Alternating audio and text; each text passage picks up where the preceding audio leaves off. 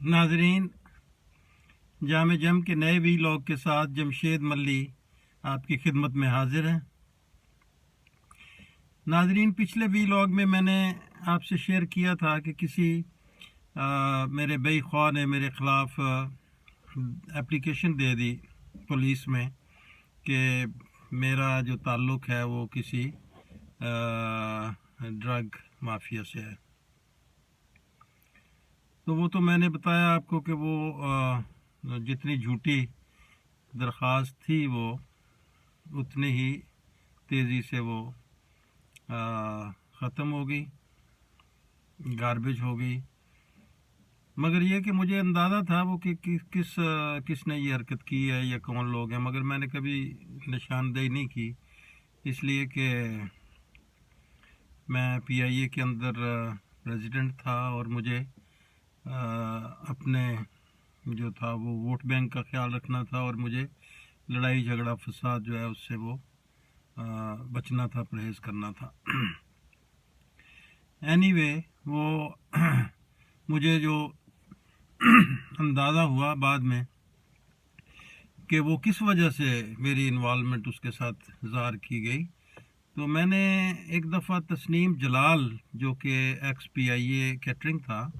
امریکہ میں جا کے آباد ہو چکا تھا اور وہ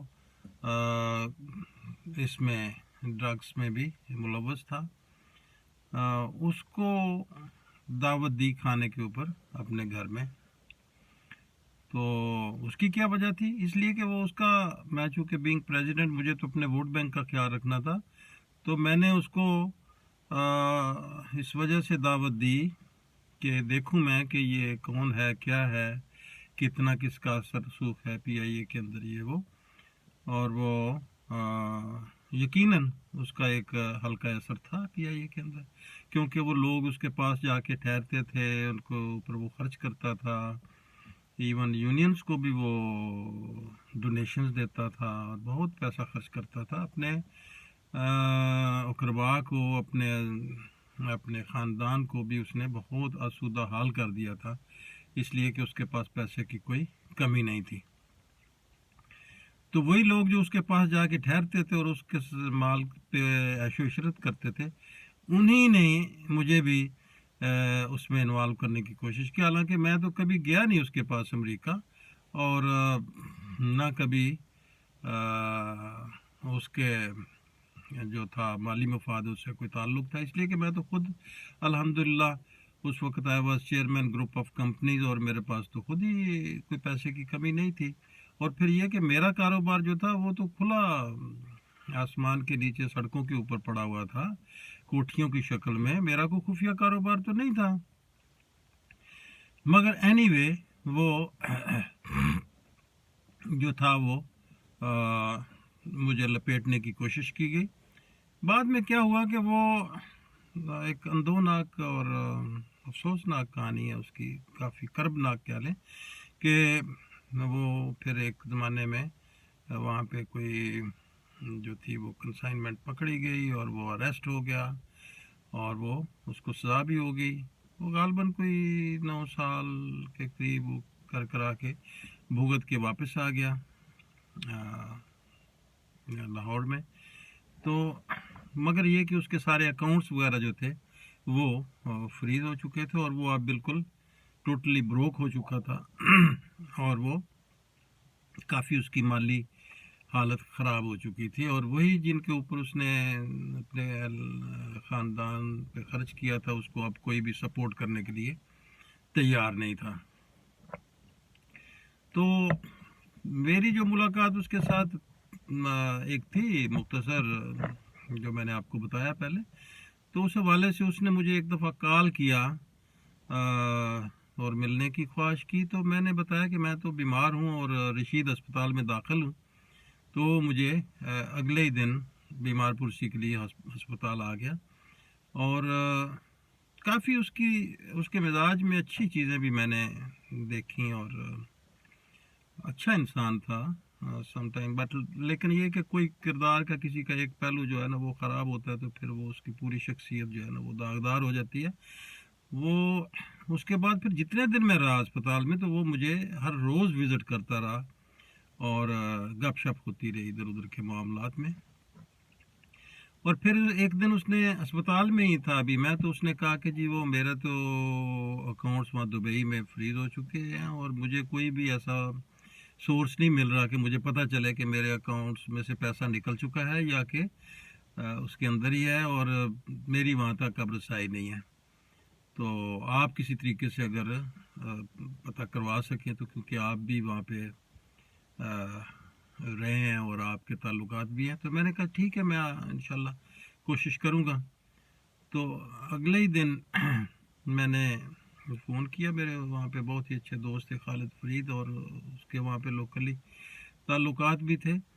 تو اس نے کو 2 دنوں میں ہی وہ سارا چیک کر کے مجھے بتا دیا کہ جی بالکل اکاؤنٹس جو ہیں وہ اسٹل فریز ہیں, مگر اس میں سے پیسہ کوئی نہیں نکلا ہوا ابھی تک. کسی نے کوئی پیسہ نہ نکالا نہ کوئی خرچ کیا, کچھ بھی ایز اٹ از ہیں, انٹیکٹ ہیں. تو میں نے جب ان کو اگلے دن میرے پاس آئے تو میں نے بتایا کہ بھائی وہ تو آپ کے اکاؤنٹس تو بھی ویسے ہی ہیں, کوئی پیسہ اس میں کسی نے چھیڑا نہیں ہے. تو بہت خوش ہوا, اس نے کہا جی کمال ہے, یہ تو مجھے بہت لوگوں کو میں نے کہا میری کسی نے ہیلپ نہیں کی, تو بہت شکریہ, آپ نے تو 2 دنوں میں ہی سارا یہ چیک کروا کے مجھے دے دیا. اس کے بعد پھر گزر گیا وقت, گزرتا گیا کافی مہینوں کے بعد پھر ایک دن مجھے کال آئی کہ مجھے کچھ پیسوں کی ضرورت ہے. تو میں نے کہا ٹھیک ہے بتائیں کتنے اور آپ آ جائیں. تو اتفاق سے میرے پاس اس دن کوئی پیمنٹ کہیں سے آئی تھی. تو میں نے کہا ٹھیک ہے آپ آئیں اور لے جائیں. وہ خیر آئے میرے پاس اور وہ میں نے ان کو دے دیا. اب دیکھیں ان کا جو اگلا تھا, مجھے نہیں پتا کہ ان کے معاملات اتنے ایکسٹریم حد تک چل رہے تھے, کیونکہ جب وہ امریکہ میں ان کو سزا ہوگی تو پھر اس کے بعد میرا خیال تھا کہ وہ کچھ پامی افہام و تفہیم سے انہوں نے اپنی بیگم کو شاید طلاق دے دی تھی یا کچھ ایسا کیا تھا. تو انہوں نے کسی اور سے کسی فوجی سے یا کسی آئی ڈونٹ نو کون تھے وہ, کسی سے شادی کر لی تھی, کوئی میجر تھے, کرنل تھے, کون تھے وہ, اور ان کے ساتھ وہ اب یہ شاید وہ اب دوبارہ واپس ان سے اپنے جو تھے وہ رجوع کرنا چاہتے تھے, اور وہ نہیں چاہتی تھیں, یا وہ جو تھا اس کا اب موجودہ ہسبینڈ وہ نہیں چاہتا تھا, یہ کیا تھا, ایک تو یہ پہلو تھا. اور اب دوسرا کوئی ایسا ہو تو مجھے نہیں پتا, لیکن پھر یہ کہ